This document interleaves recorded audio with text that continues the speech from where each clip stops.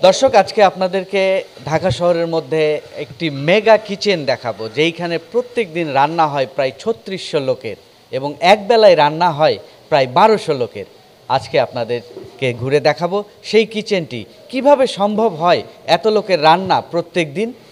আজকে জানবো সেই বিষয়গুলো, দেখব কিভাবে রান্না হচ্ছে এই মেগা কিচেনে। আমার সাথে যিনি আছেন তিনি এই মাদ্রাসাটির হচ্ছেন পরিচালক মুফতি আবুল বাশার নোমানী।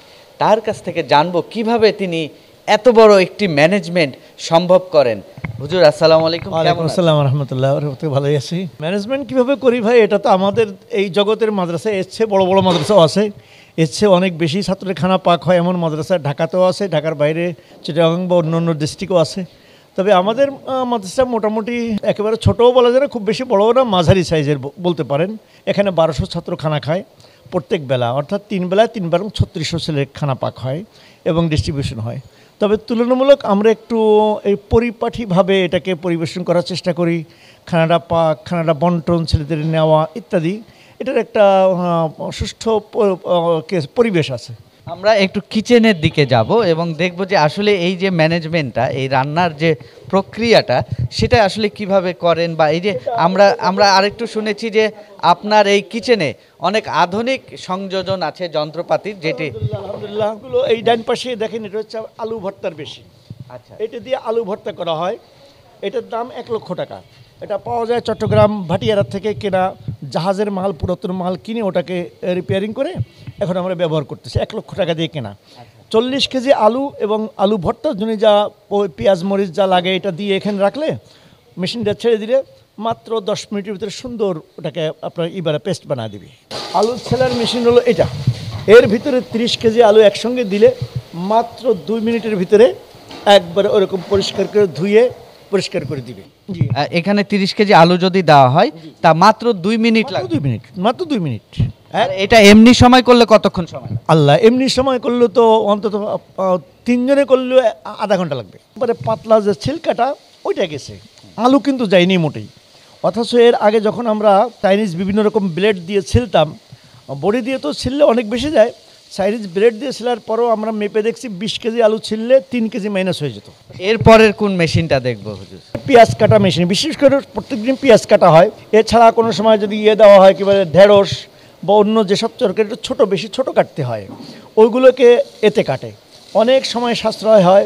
ধরেন ৪০ কেজি পেঁয়াজ যদি কাটতে হয় মাত্র ১০ মিনিট হয়ে যাবে, যেটা এদের হাতে কাটতে গেলে অন্তত ৫ ঘন্টা ১ ঘন্টা লেগে যাবে।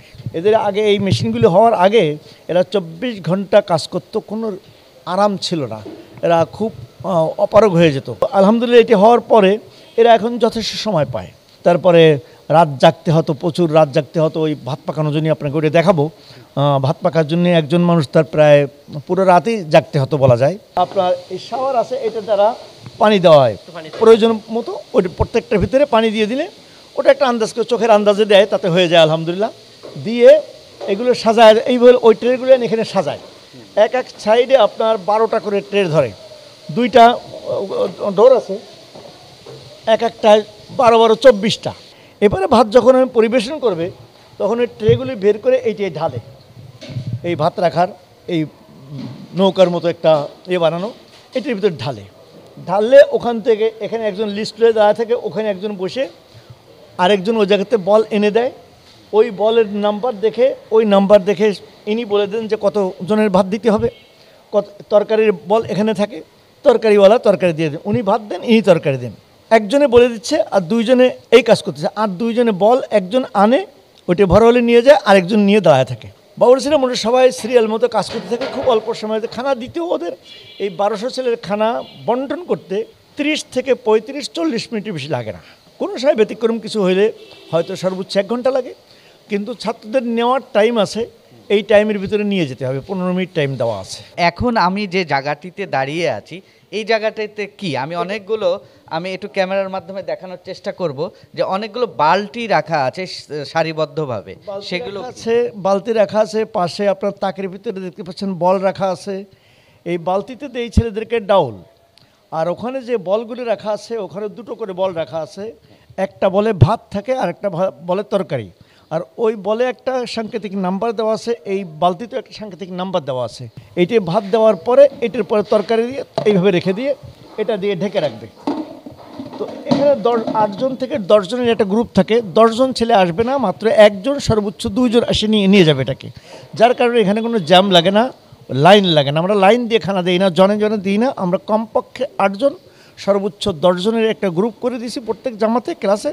আমাদের প্রত্যেক ক্লাসের ছাত্র আছে 70, 80, 85, 90 এর উপরে না। আবার তো এইভাবে করে আমাদের গ্রুপ করতেও সুবিধা হয়।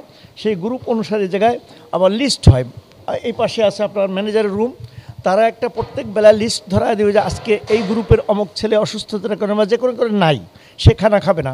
বাবুর্চিরা খানা দেওয়ার সময় তারা ওই গ্রুপে 7টার জায়গায় হয়তো 8টা খানা দিবে, অথবা 8টার জায়গায় 5টা দিবে। কেউ ছুটি নিয়ে গিয়ে থাকলে সে খানাটা দিবে না।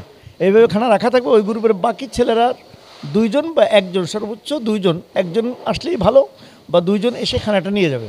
আচ্ছা, আমরা একটু জানবো, সেটা হচ্ছে যে এই যে আয়োজনটার, এটার পিছনে তো অনেক টাকা খরচ হয়।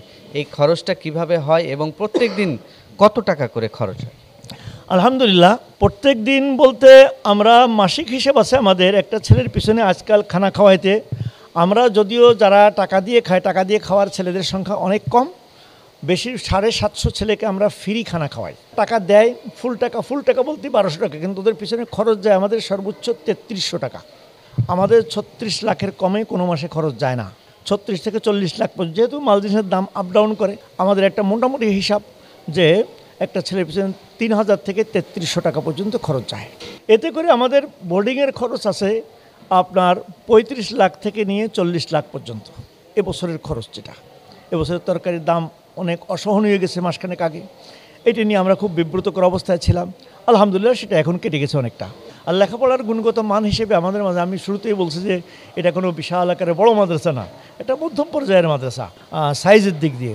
লেখাপড়া একবারে মক্তব থেকে নিয়ে কিতাব বিভাগ, হেফজ বিভাগ, দাওরা হাদিস, এরপরে ইফতা হাদিস বিভাগ, এরপরে আমাদের একটা বিভাগ আছে যারা একটু বেশি ট্যালেন্ট ছেলে, তাদেরকে একটু আন্তর্জাতিক মানের করার জন্য আমরা একটা পরিকল্পনা নিয়েছি হাতে, যে 1 বছর তাদেরকে ইংরেজি পড়ায় এতটুকু করায় যে যেন সে নিজে মুখে জরুরি প্রয়োজনীয় কথাটা বলতে পারে, এবং কেউ বললে সেটা যেন বুঝতে পারে, কিছু প্রয়োজনে লিখতে পারে, পড়তে পারে, এরকম উপযুক্ত বানানোর জন্য বেশ কিছু ট্যালেন্ট ছেলেকে আমরা 20 জন আমাদের কোটা, এই 20 জন ছেলেকে আমরা নিয়ে 1 বছর এদের পিছনে এতটুকু মেহনত করাই। দর্শক শুনছিলেন যে এই যে মেগা কিচেনটি পরিচালিত হচ্ছে কিভাবে, এবং এইখানকার যে শিক্ষা ব্যবস্থা সেটি নিয়েও তিনি বললেন যে আসলে এখানে শুধু ইসলামিক শিক্ষা বা অ্যারাবিক শিক্ষা দেওয়া হয় না, সেই সাথে সাথে আধুনিক করার জন্য ইংরেজি শিক্ষাও দেওয়া হয়।